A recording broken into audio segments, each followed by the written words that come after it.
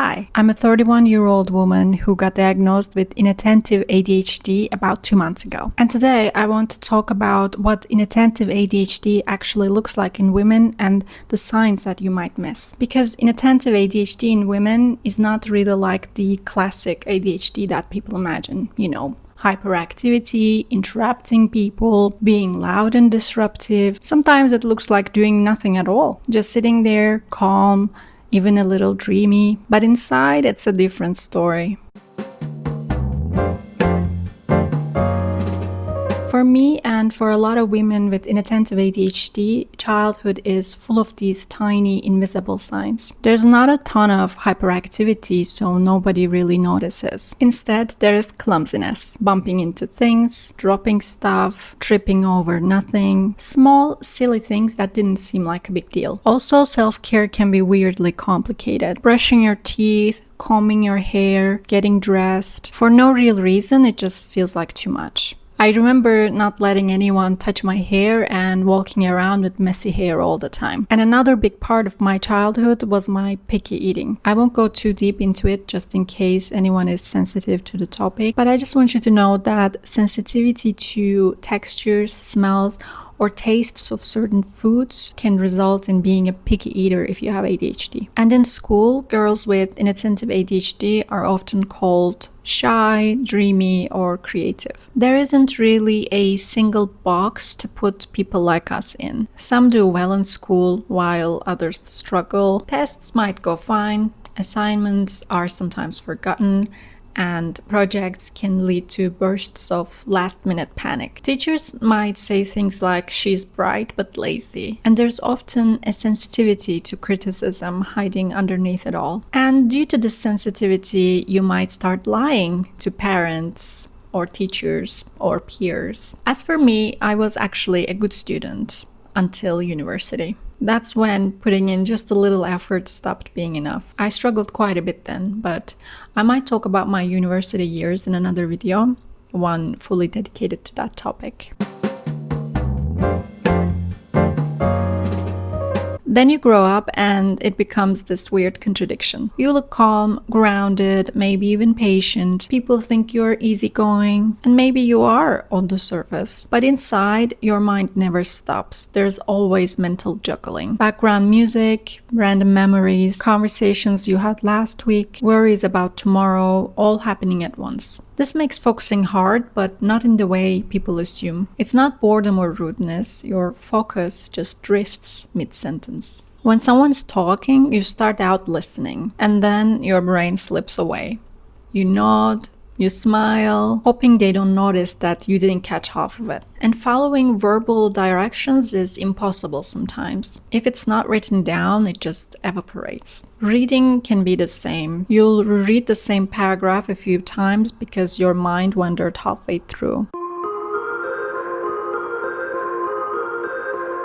So women develop really creative ways to cope. Many of us learn to mask early on. We overcompensate by planning meticulously, keeping up appearances, or working twice as hard to seem normal. And masking is exhausting. It is when you are consciously or unconsciously mimicking the behaviors of neurotypical people, such as forcing focus during meetings, over-preparing for tasks, or hiding visible signs of distraction. Women may rehearse conversations or overcompensate with perfectionism to avoid judgment, all while their minds feel scattered and feel overwhelmed. This constant effort to being seen normal is exhausting and emotionally draining, and it leads to anxiety, low self-esteem, and a sense of never truly being seen. Unlike hyperactive ADHD, which is more outwardly noticeable,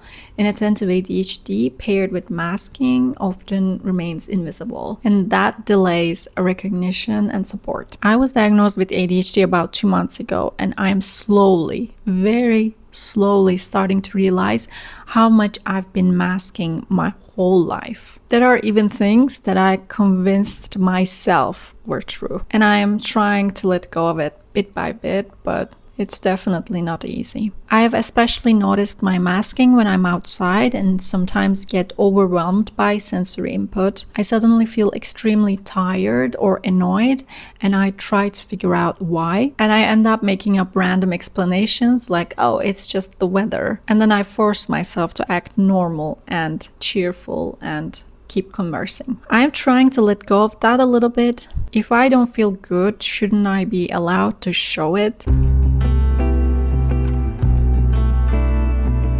Day-to-day life can be chaotic without anyone really seeing it. Keys go missing, you forget appointments, you start a chore and then notice something else halfway through and end up juggling 5 half-finished things at once. Time gets weird. It either flies or stops completely. You tell yourself, I'll just do this one thing real quick, and then you realize 3 hours are gone. For many women, ADHD only becomes clear after burnout or major hormonal events like perimenopause. That's when the coping mechanism you built for decades suddenly don't work anymore. And all the forgetfulness, disorganization, and mental noise gets louder. And then we seek diagnosis in our 30s, 40s, 50s. For me, the moment I decided to seek a diagnosis was when I changed my career for the 4th time. That's when I started to feel like I could never stick to anything or build a long-lasting career. I kept getting bored of everything, and watching people stay at their jobs without wanting to quit after 3 months was fascinating to me. That's when I realized something different was going on. Socially, inattentive ADHD can make you feel disconnected. You might be in a room full of people and feel like an outsider, observing from a distance, lost in your own thoughts. Other times you could find yourself at the center of attention, depending on your mood or how you perceive those around you. Social cues and subtext can be hard to pick up sometimes. Daydreaming might take over so deeply that minutes, even hours, slip by without you noticing. You might fidget, clench your hands, or bite your nails. Small habits you barely realize you're doing. Emotionally, it's a lot too. As a kid, small frustrations could lead to tears or anger. And as an adult, it might look like irritability, guilt, or sudden overwhelm. Some women give themselves timeouts just to reset. Not because they're immature, but because emotions hit fast and loud, and they need a moment to catch up. At work or school, inattentive ADHD often hides behind competence. You might be smart, really smart, maybe even gifted, but inconsistent. You can understand things quickly, but make careless mistakes, miss deadlines, forget small details, or freeze when faced with overwhelming tasks, even though you're capable and intelligent. You start projects with energy, then drift off halfway when the novelty fades. That mismatch between what you know you can do and what you actually manage can be crushing. You might start believing you're lazy and unreliable, but really it's your brain struggling to regulate attention and motivation, not a reflection of your worth. And to mask, you may start double-checking everything, over-preparing for meetings, or staying late to finish what others seem to do easily. From the outside, it can look like stress or lack of confidence. But inside, it's a constant mental tug-of-war between wanting to do well and struggling to stay focused long enough to do it. You may also get bored very easily from jobs and switch careers many times, just like I did. You may procrastinate a lot and then make up excuses to cover up, or start lying a lot. And you may also take a lot of impulsive risks. So, inattentive ADHD shows up in the small and invisible ways. It's the calm face with racing thoughts, the forgetful friend who really deeply cares, and the intelligent woman who struggles to start. Once you recognize it though, it all starts to make sense. And that's really the first step.